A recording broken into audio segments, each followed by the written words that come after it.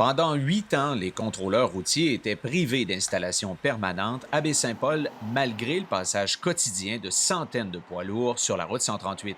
L'an dernier, un accident mortel a relancé le débat sur la sécurité routière dans la région. Le maire de Baie-Saint-Paul, Michael Pilote, avait alors multiplié les interventions auprès des députés et ministres pour réclamer des actions concrètes.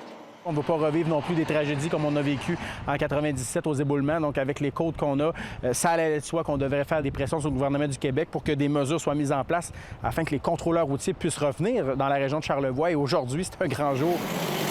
En juin 2025, un camionneur avait percuté une voiture qui attendait à un feu rouge dans le centre-ville de Baie-Saint-Paul avant de terminer sa course contre la façade d'un commerce. Le conducteur, originaire de l'Ontario, fait face à de graves accusations de conduite dangereuse et de négligence causant la mort.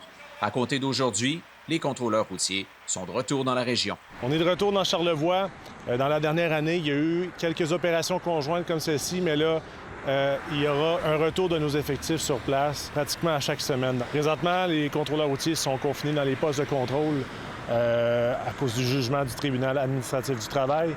Donc, pour nous permettre de faire ces opérations-là en dehors des postes de contrôle, il nous faut une présence policière jusqu'à temps que les contrôleurs routiers soient armés.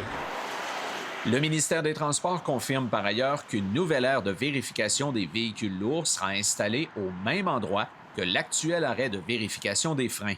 Il ne sera toutefois opérationnel que dans 3 ans. Malgré ce délai, le maire Pilote affirme que le retour des contrôleurs routiers constitue déjà un premier pas. Ça, c'est intéressant de pouvoir intercepter les camionneurs en amont, ne pas attendre qu'ils aient descendu les côtes. Contrôle routier Québec entend également intensifier les opérations de surveillance à partir du mois de septembre. Ici Frédéric Audette, Radio-Canada, à Baie-Saint-Paul.